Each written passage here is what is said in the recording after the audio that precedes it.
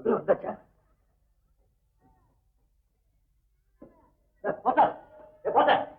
சீட்டு கடையில பெட்டி படுத்து சீக்கிரம் சீக்கிரம்.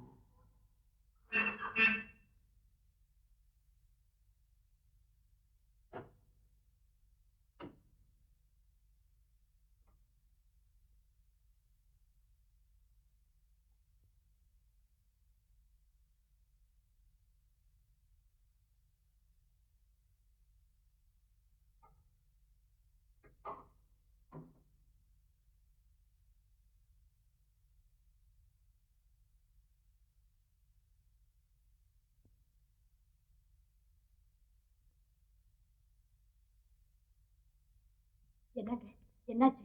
போன காரியம் காயா பழமா? என் முகத்தை பார்க்கும்போதே உனக்கு பதில் கிடைக்கல விஜயா. அப்படின்னு பணம் கிடைக்கலையே? நம்ம துரதிருஷ்டம் நம்மளை விடாம துரத்தி துரத்தி அடிக்கும்போது தென்காசி ஜமீன்தார் எப்படி ஊர்ல இருப்பார்? அமெரிக்காவுக்கு போயிட்டாரு. வாரத்துக்கு 2 மாசம் ஆகும். அந்த பாவி மனுஷன் இந்த சமயம் பார்த்து அமெரிக்கா போகணும். காப்பாற்ற வேண்டிய கடவுளே கம்முன்னு இருக்கும்போது கட்சிக்காரனை திட்டி என்ன பிரயோஜனம் விஜயா? கோர்ட்ல பணத்தை கட்டுறதுக்கு நாளைக்கு தானே கடைசி நாள். இப்ப என்னங்க செய்யறது? நாம என்ன செய்ய வேண்டியதெல்லாம் அவங்க செய்வாங்க. கோர்ட்ல கட்ட வேண்டிய பணத்தை நம்பிக்கை மோசம் செய்த குற்றத்திற்காக 7 வருஷ கடுங்காவல் தண்டனை கொடுப்பாங்க. That's all.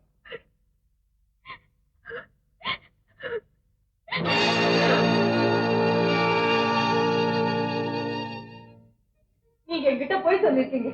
பொய்யா? உங்ககிட்ட முதல்ல அதிர்ச்சியை கொடுத்துட்டு அப்புறம் ஆச்சரியத்தில் ஆழ்த்துனங்கிறதுக்காக என்கிட்ட விளையாடி இருக்கீங்க. உங்ககிட்ட விளையாடுற நேரம் ஆயுது. நாளைக்கு நேரம் அல்ல. நான் வீட்டுல படுப்பனோ ஜெயில படுப்பனோ எனக்கே தெரியாது. நான் தான் கண்டுபிடிச்சிட்டேனே. என்னத்தை கண்டுபிடிச்சிட்டேன்? புதுசா ஒரு பெட்டி கொண்டு வந்திருக்கீங்களே, அதை பார்த்துட்டேன். புதுசா பெட்டி? ஆமா, நீங்க தென்காசிக்கு போகும்போது ஒரு ஹோல்டால சூட்கேஸ் தான் எடுத்துட்டு போனீங்க. இப்ப இன்னொரு பெட்டி சேர்ந்து வந்திருக்கேன். எப்படி?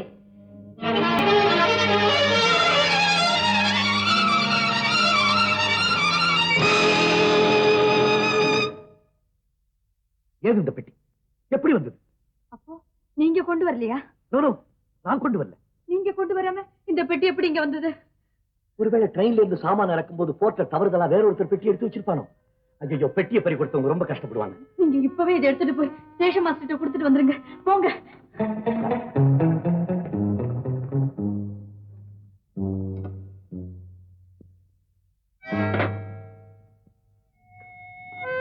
விஜயா, பொட்டியை ஸ்டேஷன் மாஸ்டர்கிட்ட கொடுத்தா இதோட சொந்தக்காரங்களுக்கு ஒழுங்கா போய் சேரும் எப்படி சொல்ல முடியும்? அப்படின்னா போலீஸ்ல ஒப்படைச்சிடுங்க. போலீஸ்ல ஒப்படைச்சிடலாம். ஆனா இதோட சொந்தக்காரங்களை தேடி அவங்க 1000 குறுக்கு கேள்வி கேட்டு அது அவங்க கிட்ட சேரத்துக்கு எவ்வளவு நாள் ஆகுமோ? அதனால எவ்வளவு அவசர காரியங்கள் தரப்பட்டு போகுமோ? நீங்க என்ன செய்யலாங்கிறீங்க? ஒண்ணு செய்யலாம். பெட்டியை நான் உடைச்சு பார்க்கிறேன். அதுக்குள்ள ஏதாவது விபரம் இல்லாமையா போயிடும். நானே உங்களுக்கு நேரம் தாண்டி கொடுத்துறேன். என்ன சொல்றேன்? நான் விவரம் தெரியாதவா. நீங்க பெரிய வக்கீல், உங்களுக்கு தெரியாது இல்ல. பூட்டை உடைச்சு பெட்டியை திறந்து பார்க்கிறேன். ஒரு சுத்தியில் எடுத்துக்கலாம். சீக்கிரம்.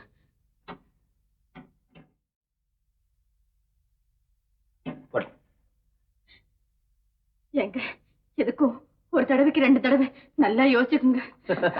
இதுல ஒண்ணு தப்பு இல்லம்மா.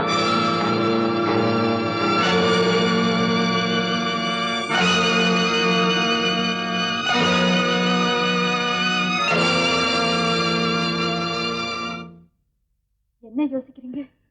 இல்ல, செய்யற நல்ல காரியத்தை சுத்தி வளைச்சு செய்ய வேண்டியதில்லை இல்லையா?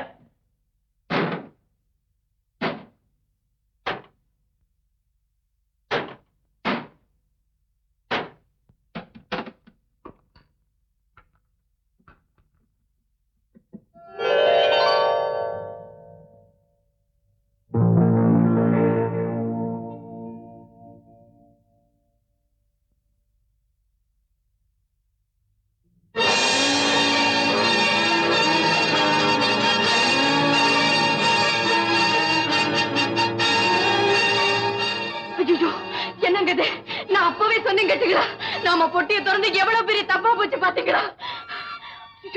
எனக்கு என்னமோ பயமா இருக்குங்க. என் கை காலெல்லாம் படபடன்னு நடுங்குதுங்க. உடனே அக்கம் பக்கத்துல இருக்கவங்களை கூப்பிடுங்க. ஒரு பஞ்சாயத்து கூட்டி இது அப்படியே போலீஸ்ல ஒப்படைச்சிருங்க. போங்க. என்னங்க இது? நான் பாட்டுல பேசிட்டு இருக்கேன், நீங்க பேசாம நிக்கிறீங்க. பதில் சொல்லுங்க.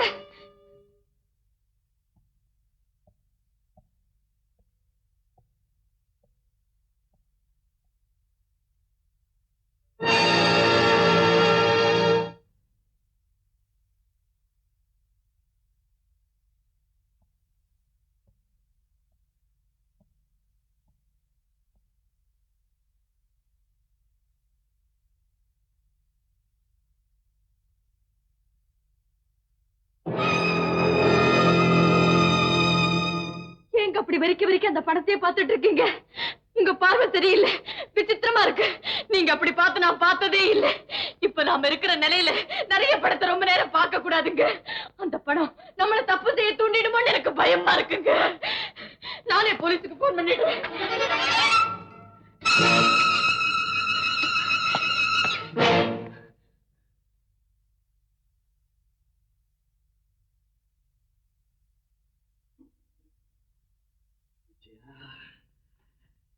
இன்னைக்கு நேத்தா என்ன பாக்குறேன். எத்தனை வருஷமா என் கூட பழகிறேன். எனக்கு பணத்தாசை இல்லைன்னு உனக்கு தெரியுமில்லை. நான் யாருக்கும் எந்த கெடுதலும் செஞ்சது கிடையாது. இருந்தாலும் கடவுள் என்ன சோதிச்சுட்டார். இப்ப அதுக்கெல்லாம் ஒரு முடிவு வந்துருச்சு. எனக்கு தெரியாம என் கூடவே ஒரு பணப்பெட்டி பிரயாணம் செய்திருக்குன்னா அதுக்கு என்ன அர்த்தம்? பணப்பெட்டியை திறந்தோடனே என்ன பார்த்தேன்? லட்சுமி படம்.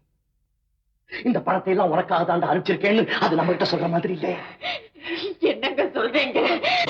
பேசாம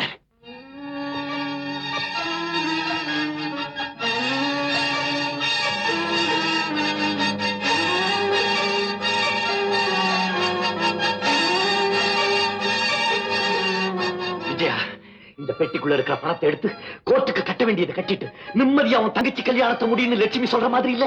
இந்த பணத்தை கையாடலான்னு சொல்றீங்களா? ஐயோ, எனக்கு பயமா இருக்குங்க. பணத்தை பறி கொடுத்தவ கம்ப்ளைண்ட் கொடுத்து போலீஸ் நம்ம வீட்டுல வந்துருந்தா எவ்வளவு பெரிய அவமானமா இருக்கும். ஏன் நீயா கற்பனை பண்ணிக்கிறேன்? இந்த ரகசியம் நம்ம 2 பேருக்கு தான் தெரியும், வேற யாருக்கும் தெரியாது. வேண்டாங்க, என்ன ஆனாலும் சரி இந்த பணத்தை நீங்க தொடவே வேண்டாம். இந்த பெட்டிக்குள்ள இருக்கிற பணத்தை அபகரிக்க திட்டம் போடுறதா நீ தப்பா நினைக்கிறேன். இல்லம்மா, இல்ல. இப்ப தற்காலிகமா அவசரத்துக்கு இதை எடுத்து உபயோகப்படுத்திக்கலாம். இப்ப மாசம் நான் எவ்வளவு சம்பாதிக்கிறேன்? சுமார் 5000 ரூபாய் இருக்குமா? இனிமே பாரு, 1க்கு 3 மடங்கா ஒச்சல் ஒழிவே இல்லாம 15000 ரூபாய்க்கு மேல சம்பாதிக்க போறேன். மதுரை பெஞ்ச் கோர்ட்ல இருந்து மெட்ராஸ் ஹைகோர்ட் வரைக்கும் ஒண்ணி விட போறதில்ல. அப்படி சம்பாதிச்சு இப்ப எடுக்க போற இந்த 80,000 ரூபாயை திருப்பி பெட்டிக்குள்ள வச்சு பெட்டிக்கு உரியவங்கிட்டே சேர்த்துக்கலாம். என்ன சொல்லுங்க? செய்யற தப்பு காரியத்துக்கு நொண்டி சமாதானம் சொல்லாதீங்க. இப்ப படுக்கையில படுத்தோன்னு தூங்கிடுறீங்க, அப்புறம் தவம் கிடந்தா கூட நமக்கு தூக்கம் வராதுங்க.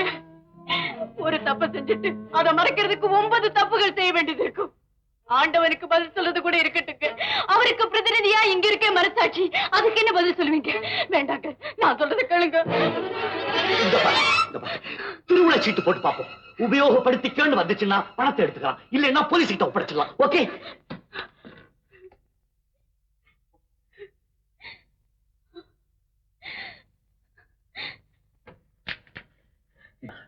நீயே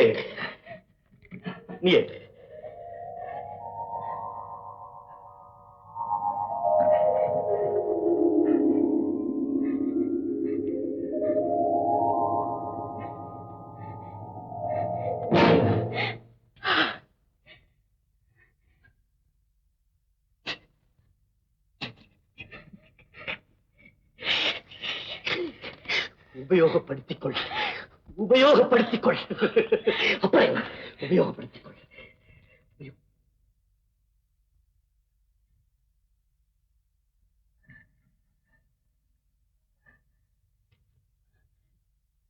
இதுலயும் அதே தான் எழுதியிருப்பேன், சந்தேகப்படுறேன் இல்ல? அந்த அளவுக்கு நான் மோசமா போயிட்டேன்.